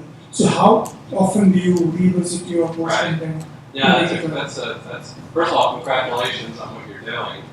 I'm sure a few things keep you up at night too. So my first answer is, so how agile is IMA in keeping up curriculum? So my answer is always going to be not agile enough. And that's not a bad thing. It's not a knock on IMA or the great team that we have. It's just to say, the way I was brought up in a competitive environment, it's certainly never take your competitors for granted, and never ever take your consumers or customers for granted. So at any point in time, look, we could rest and sit back on our laurels and say, oh, we're growing the CMA program around the world 30%. We've now are very close to surpassing ACCA in China, and we've been in the market 20 years less. So we've won. Look, we haven't created the awareness yet here in India. There's so many other areas that we need to improve. So part of our agility is a commitment to being agile. So, for example, that stair-step diagram I showed you? Although it's a conceptual diagram, I actually have a cross-functional team working on developing the specific competencies that we believe accountants today and in the future need to, at the foundational level, at the analysis level, at the delivery level. We're going to be seeking input from the market, right? We hope to expose this new or expanded competency framework mid-year, which is not that far away. Also in the CMA program, we are going to be doing a job analysis, which we typically do every 5 years, and we're going to be asking a lot of questions on data science and data analytics to see if in the future perhaps there'll be a change to that curriculum. In the meantime, our current educational programs around leadership and strategy, additional specialty credentials beyond the strategy and analytics. So, part of being agile is recognizing you need to be more agile and adaptable and making that commitment. But at the end, you're the ones that are going to tell us how agile we are or aren't, right? So we're working on it. Okay, maybe another last question. Ajit, this is Kamal. I've completed my CMA in 2016. Sorry? I completed my CMA. Do these automation and all really restrict us in future? Will it do decision making rules? Will they restrict accountants? Will it do decision making rules in future? So that's a good question. Will all of the auditing jobs and all of the transaction processing jobs go away? And, everybody will be doing the thinking and the strategizing. I don't. It's hard to predict. You saw with the 5-minute video, the dumb computer of yesterday and the smart computer of cognitive computing that can learn and adapt. The reality is that robots, even smart robots, still can only think and adapt within a narrow range of possibilities. So I think there's always going to be room for the human element. I don't think all of the routine, repeatable tasks are going to go away, but many of them will. Many of them will. And so whether or not the numbers on the screen are right, or somebody could say, no, in 2 years, 100% of these jobs will go away, who cares? We ought to be retooling ourselves and getting those skills, all the things that you talked about. We ought to be embracing the learning to be in the best possible position. Whether the number is 80%, 100%, or 50%, that's a material number. And it's not going to be an immaterial number. Okay, I think we have one last question. Two last questions? I guess that doesn't make them last. Yes? It's like a good presentation and a great interaction. I'm representing the local two chapters, the company secretary chapter as well as the cost account CMA chapter. I'm also a member of the IMA. My friend sitting beside me is representing 3 institutes. So we got a routine question from the students. This is purely from the students' counseling perspective. So they are in a dilemma whether what is the future for the CMA Institute as well as the AICPA. How both the institutes. So from your point of view, what is our outlook for these 2 institutes? Is there any possibility of merging these 2 institutes? Especially from the point where we have seen Standard & Poor analysis with only 14 years existence. So what is the future? What is the future of these 2 institutes? Yeah. So IMA and AICPA? Yeah. Okay. So, interesting question. It's always interesting. So I've been involved in, first of all, IMA. The interesting thing about a non-for-profit organization is it's not like in a for-profit organization where you compete head-on and you want to overtake your competition. In a non-for-profit environment, there is an element of competing for exam candidates, but there's also an element of partnering for the good of the profession. So IMA partners with AICPA and many others on, and I'm not going to define all these things, but we partner on so many different committees and consortia. INCOSO for Internal Controls and Risk Management, International Federation of Accountants, Integrated Reporting, et cetera, for the good of the profession. You know, it's always interesting when people talk about mergers and, gee, you know, shouldn't we consolidate? Oftentimes, I refer to the allure of the merger, the allure of becoming bigger. The end in mind is not to become bigger. The end in mind is to serve the profession and members and customers better. So, from IMA's perspective, you know, we think we need to do a better job at providing, you know, products and services and user experience, but that doesn't necessarily mean merging with another body. If merging with another body makes sense for the end consumer, we would always consider that. But I can tell you as President and CEO, there are no current plans to consider that. Anybody know something I don't? That's good. Okay. So last question. One more. Yes. Hello, Mr. Jeffrey. I'm Sri Sharan, CS and CMA qualified. I have two questions to ask you. What was the first credential? CS. It's an Indian company secretary. Okay. Great. Yep. CMA is US IMA. Yeah. I know that. I have two questions.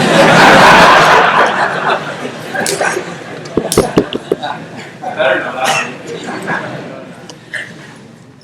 So we have it in CMA also. So I will. Two questions is on behalf of the students and as a budding professional. First thing, do the universities in US recognize this course for further studies like PhD in finance and accounts if you complete CMA? And second question is, I know there's a lot of demand for CMS across the globe in many countries and Middle East, Europe, and in US also. What are the chances of getting working visas currently for CMA qualifieds? Because all the countries like in Middle East and Europe, they are giving working visas to the CMA qualifieds. What are the chances of getting visas in USA for CMA qualifieds?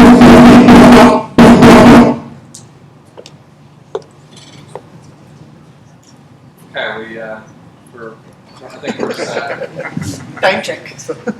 Someone's phone is ringing, I guess. That's the interruption. Okay. Please answer your phone. So the first, let me go to the second question first. Maybe it's my mic.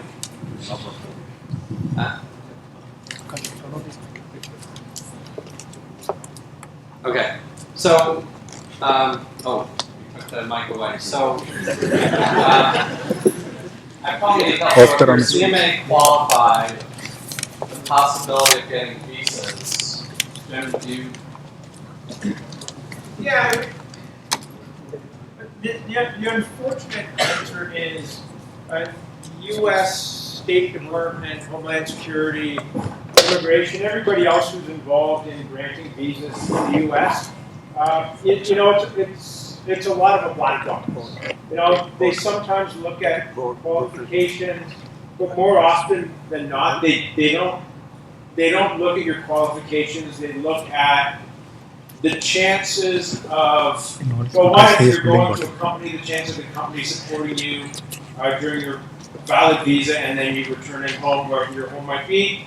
And then they also try to evaluate your flight risk, the risk that you're going to stay in.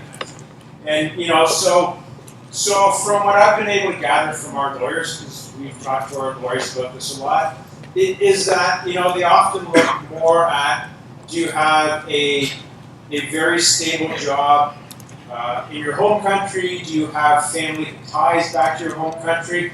And do you have a record of visiting other countries and coming back home?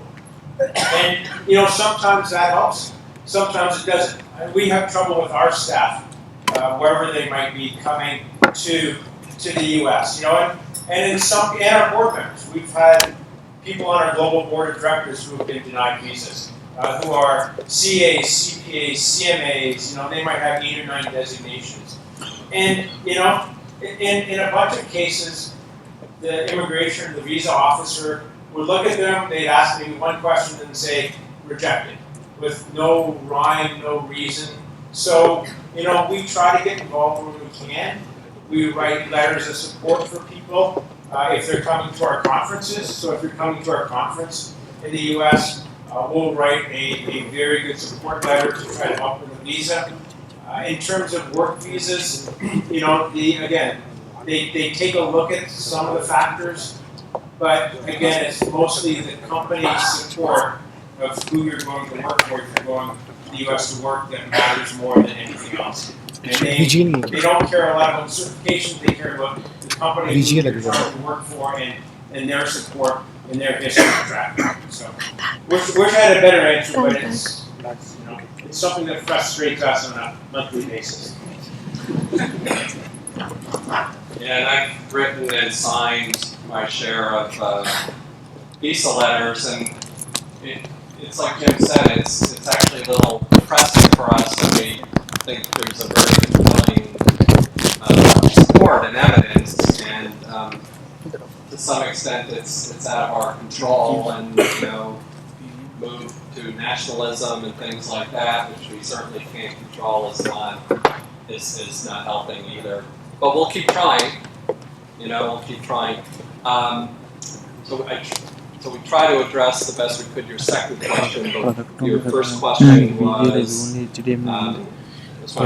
static, and so I didn't really hear your first question. If you're not able to set it, put back Jeff's laptop and the first slide. Put back Jeff's laptop and the first slide. I'll do without a slide. Do the universities in USA consider these goals for further studies like PhD in finance? Don't programs. So the question is universities in the U.S. Basically, to what extent they're embracing management accounting and CMA, right? Basically, okay. So it's interesting in the U.S., and maybe this is a phenomenon outside the U.S. or in India, but in the U.S. The learning in undergraduate accounting has been very, very much skewed toward financial accounting. And there has been a gap for 3 decades between what accounting educators teach and what's actually done in practice. That is beginning to change. IMA has relationships around the world, and many, many in the US where we're based and we're born, to work with accounting academia to develop curricula that are more management accounting centric, that infuse or integrate the CMA program into the curriculum. Some of the meetings we had earlier, Latha, Pranesh, Jim, and I, that we had earlier this week were with universities that are either integrating CMA or adding CMA.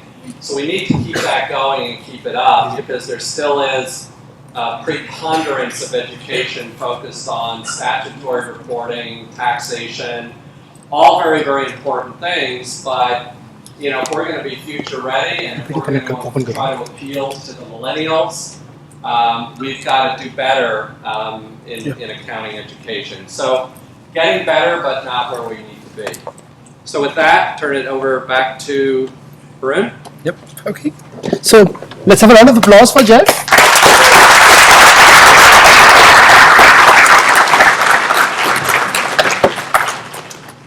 So thank you so much, Jeff, and the entire. You have a big enough map. So thanks so much, Jeff, and the entire IMA team. So that's Jim, as you know, and that's Latha. So she's the first employee of IMA in India. So glad to tell you that IMA is working on the India office. Very soon we should have the India office operation, and Latha is already on board. And in the back there is Pranesh Krishnan. He is from the IMA Dubai. Put it again.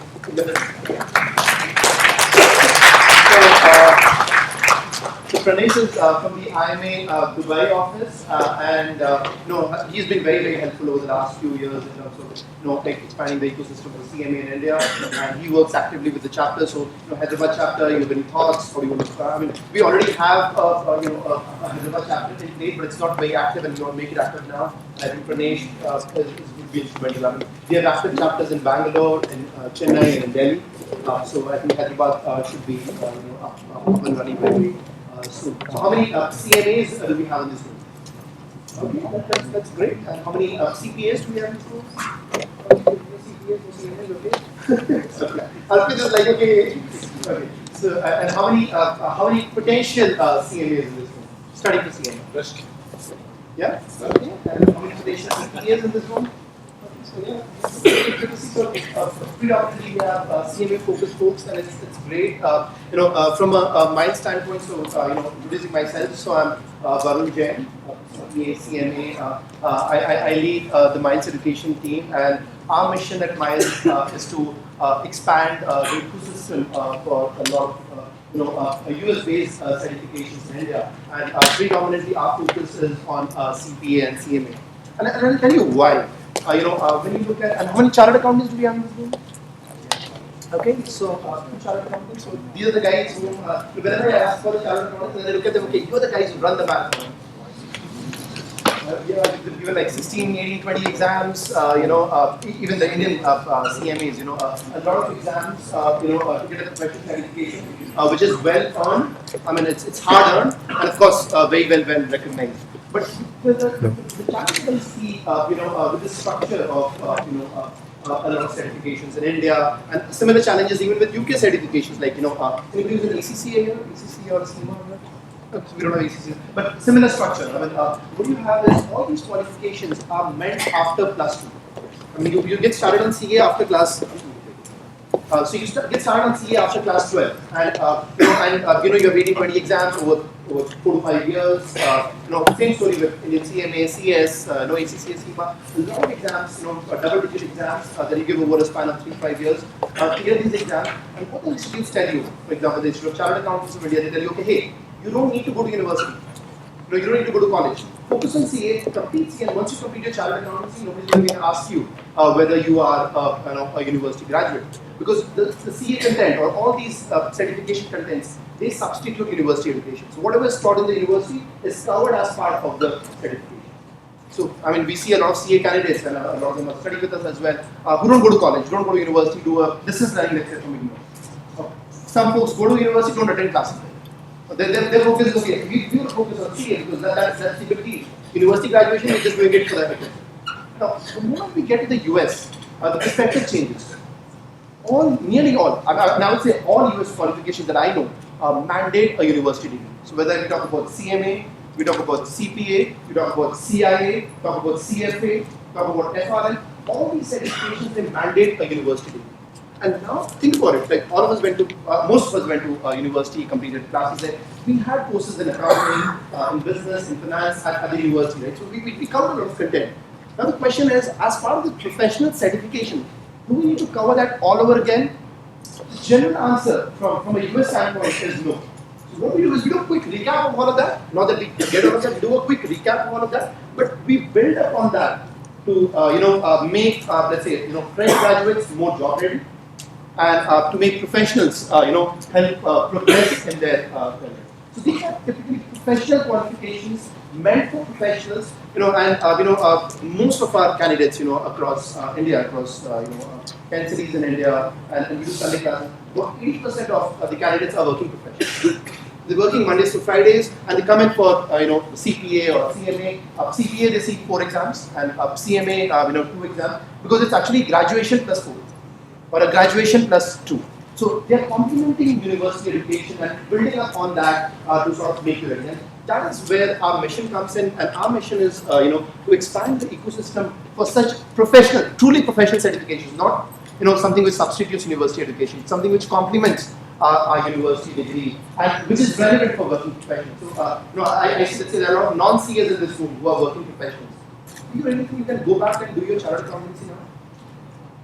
Anybody think so? I mean, you have to drop your job and focus on it and sort of, take a switch and U-turn and do that. I mean, it's not possible. But can you do your CPA or CMA? Yes. Absolutely yes. I mean, the way these qualifications are structured is, you're on your job, you're working Mondays to Fridays, and you're putting in time, let's say, about 15 to 20 hours of weekly expectation, and you would achieve, a certification. So, when we say be future-proof, the point is, okay, when you look at CMA, CPA, or any of these certifications, they have very good, very high quality content in terms of recapping it all. But of course, as Jeff said, I mean, that's not all. I mean, you have to keep your eyes and ears open. I mean, there's a lot more to learn. You know, there's data analytics. You know, there's business intelligence. So many tools out there. You know, which of course, you know, any certification cannot sort of cover specific tools. So a lot of things that you have to. You know, that's what we call continuous professional education. You know, from an IMA standpoint, there are a lot of CPEs which happen. I'm sure Jeff already spoke about that. So last month there was a CPE on robotics process automation. So a couple of hours you spend, sort of get a little bit of a thought, and then you get started. Even today's session by Jeff, I mean, this is not an answer, right? It's more a question. It's more a wake-up call. That, you know, we can be complacent with what we have. You know, all of us have, you know, a lot of us here have degrees. I mean, I have a few degrees. I mean, we can be complacent with what we have, or we could sort of look ahead and do more. So once again, you know, thank you all very much for you know, coming in for this session. Let me take this opportunity to call in the Miles team. You know, so we have a huge team in Hyderabad and across the country. The Miles team on the stage, quickly just so that, you know, all the people are not here, but all the folks who are here can quickly come in and introduce you. So guys, you know, as we work, you know, for these, you know, certifications, where we see which complement university education, which add value. You know, we actually have a lot of function teams. You know, we have one team which focus on, you know, sort of Sunday classes. You know, we call them the B2C team, where we have a lot of candidates coming in. We have a corporate relations team. We have a university relations team. So we have about you know, 50 odd people in Hyderabad, but I think we have about 15, 20 here. I would let a couple of people sort of take the lead and quickly sort of introduce their teams. So Akanksha, you want to get started? Hi, good afternoon everyone. My name is Akanksha Singh and I head the corporate relations team in Miles, and my profile basically includes on business to business acquisition and taking care of the new customers as well as new aspirants who come in from the enrollments. So basically when I say business to business, Miles is partnered with about 25 plus companies across, where the companies they sponsor or they reimburse their employees for doing CPA and CMA with us. Plus apart from that, we're working with more than 200 people, 200 companies for that matter, wherein we're working closely with them for placements as well. So it's basically creating an ecosystem. That is what our mission is all about. It's not only having alumni of CPA, CMA, but also making sure that they get placed in the proper company with the CPA and CMA qualification is recognized. Thank you so much, and I'll hand over the mic to Mike. Shout out the names of the company that you use. Yeah? Okay, so guys, you know, across India, as a company said, we're working with close to 26 companies now where, you know, who are sponsoring their candidates for, you know, CPA or CMA or, you know, with the big four, Deloitte, EY, KPMG, then you have, you know, Accenture, Genpact, Capgemini, you know, World Bank, JP Morgan, AXA, Aon, you know, tons of companies. You know, this week that, you know, Jeff is in India, we are actually going around 5 cities. So we started with Pune. Then we were in Bangalore for a couple of days. We came to Hyderabad last evening. So today we have this session and a sort of a lighter day, Jeff, today. Okay, and then tomorrow we're going to four companies in Hyderabad. Tomorrow morning we're going to Thomson Reuters, and we're going to St. Financials. We have a presentation at Cognizant. Good. All okay? This week. Yeah. Okay. Okay. So and then we'll wrap up tomorrow with United Health Group. So you know, 4 companies in Hyderabad tomorrow. Day after tomorrow we are in Chennai. We take World Bank. We have a session at Fort Motors. So basically, guys, the point here is, you know, we're working aggressively in building up the corporate ecosystem, and I think you know, the ones who we thank the most are our students who study with us, help us get connected to companies. You know, recommend us, you know, not just us. I think, you know, our focus here is not Miles. The focus here is on the value of the certification, right? So Miles is basically just helping you bridge the gap between you wanting to, you're aspiring to achieve the certification and you know, getting the certification, which sort of upskills you and gives you a lot of credibility. So thanks, Akanksha. Yeah, Mike. Good afternoon. Thank you so much for taking our time and come to the wonderful session about from Mr. Jeff. Thank you so much, Jeff. Thank you all once again. Well, my name is Michael Wagner. I'm the general manager. Well, as rightly said, we have 10 locations across India. Well, I take care of South region, which compromises of Bangalore, Chennai, Kochi, and Hyderabad. Well, I and my whole team is a part of the ecosystem here. So we always believe in not selling CMAs, but we make CMAs over here. So I would like, first thing is, for every man there is a strong woman. And now we have here Linakshi Jain, who is our MD. And with her leadership, we ensure that we meet our goals of making CMAs. I would like to introduce Sandra. Sandra, she's the center manager for Hyderabad. And Hashim, can you just come up, step ahead and just say hi. She's Sandra. She's the center manager for Hyderabad. Hashim, assistant manager for operations and sales. Then I have Sai Kiran. Well, Sai Kiran takes care of the IR institution relationships in Hyderabad. We just started 3 months back, but we are very sure that we are going to cover up the entire market in Hyderabad. Thank you so much, ma'am, and thank you everybody representing Hyderabad over here. Yeah, so just to add here, from a university perspective, so when we started MILES, our focus was on working professionals, as we said, professional qualification, mental professionals. And then we started with CPA, and then CMA came in, and we were very aggressive, and we knew that CMA is the right qualification for folks looking at a career in accounting and finance. One good thing about IMA, and I would really appreciate that, is IMA, besides having a category of professional members, they also have a category of student members. Now, of course, in student members, the opportunity that you have is, students who are, let's say, pursuing their undergraduate can take the CMA exams even before they complete their graduation. Of course, those students will not become CMAs yet. So, what happens is they take the CMA exams, they clear the CMA exams, once they go into placements, they go in as graduates who have cleared the CMA exams. They need to have another 2 years of experience before they get the certificate. But they are able to clear exams at the at the college level, and that's been like a big deal for a lot of universities across India. So our first tie-up, an experiment that we had was with Christ University in Bangalore. And when we launched it with Christ, and it's the top university for commerce in South India. And when we launched it with Christ, first year we had about 66 enrollments 3 years back, and nearly all of them cleared, got great jobs. And today we're looking at about 200 plus students at Christ University who do CMA with us. And once this was successful, then we started with more universities. We have Jain University, St. Joseph's College of Commerce in Bangalore, Lovely Professional University in Punjab. We have OP Jindal University, who launched a BCom Honors integrated program last year in the north. So there's a lot of colleges and universities across India who embrace the CMA program. And the good thing what these universities have done is they've also integrated the CMA curriculum as part of, let's say, their BCom. So when students study BCom, they don't go for extra classes or Sunday classes. CMA is taught as part of their curriculum. So I think this was again an important step for us in terms of building the ecosystem. So one side is where our focus is on corporates, companies, sign-up, placements, a lot of candidates who want to pursue this. Another focus, we went backwards and said, okay, why do we get this to the university itself? Like, a lot of us, including myself, when I was doing my BCom, I didn't know about CP or CMA. I hadn't even heard of it. Only when I joined Deloitte that I got to know about CP, and I said, okay, 10 months and that. And then, once I was done with my CP, I got a job with Morgan Stanley Investment Banking.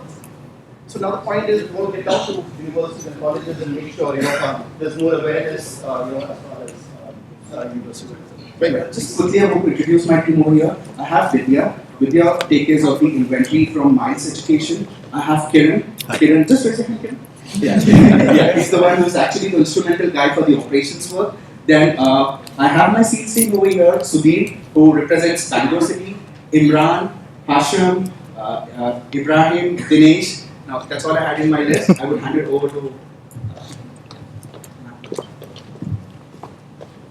So not just customary to speak, but I want to just appreciate how beautifully CMA has probably gotten something so graceful to our approach. Honestly, if you look at CPA, it's more to do with US accounting. So you're probably helping US companies, you're probably helping your career, you're becoming one step ahead in where you want to be and how things like that. But if you look at CMA, it's primarily catering to management accounting. So it is as much applicable to an Indian company or any scenario where you're practically looking at management accounting. So when you are choosing a CMA, you're not necessarily looking at working with a KPO or a BPO or a multinational. You're looking at any company that exists anywhere, the smallest of organizations, could help from the knowledge that the CMA gains. So obviously, it makes a lot more sense for a degree like this, which is why you have this tie-up with CMA India, right? because the understanding and the utility is probably on the same benchmark. So which is when you look at something like CMA, the utility and the branching out is much wider than something as compared to a CPA or a CA for that matter. Because CA is again specific to accounting in India, right? We don't see these people doing or applying their knowledge to smaller businesses or smaller establishments. So if you look at India, we don't have too many multinational from India that have gone abroad or working, right? We are all still probably in the stage where, we are maybe very big in India, strong in India. Maybe a handful of companies, maybe like a Reliance or Tata, we can say, which has existence outside India, right? So being Indians still in India, trying to grow this economy into a size which is probably sizable enough. I think the CMA kind of designation does beautifully well, and which is why it's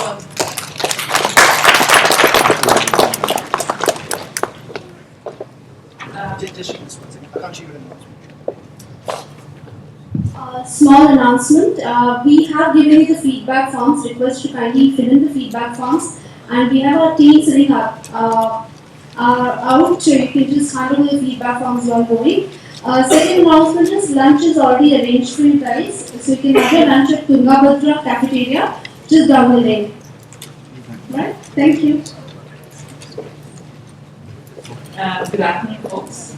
Myself, I'm Jayashri, working with the academic team at MILES, and I'm proud to say that I'm a MILES alumni. Yes. And Varun is the boss here.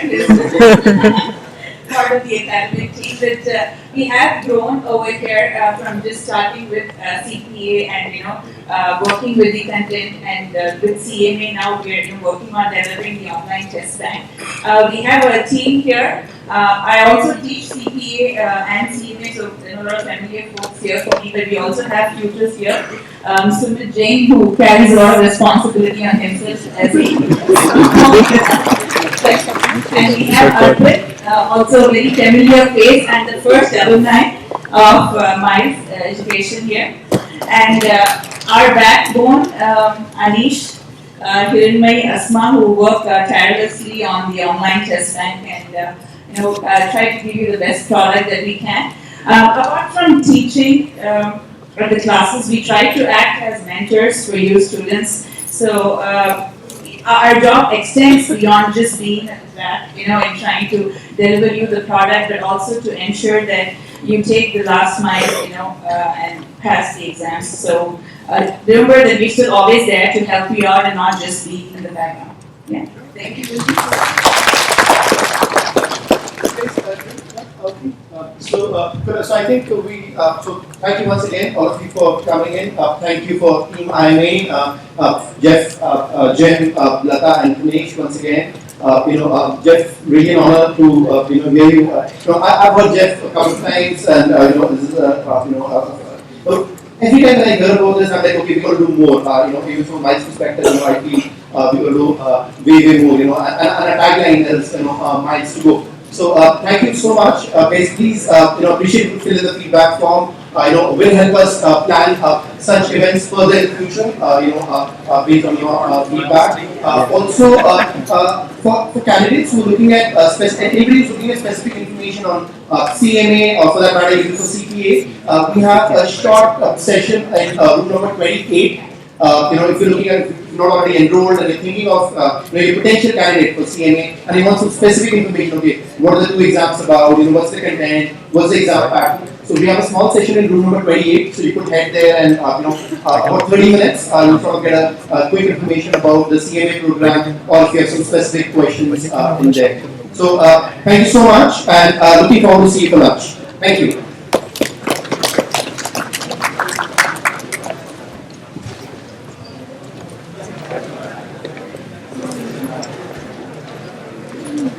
Thank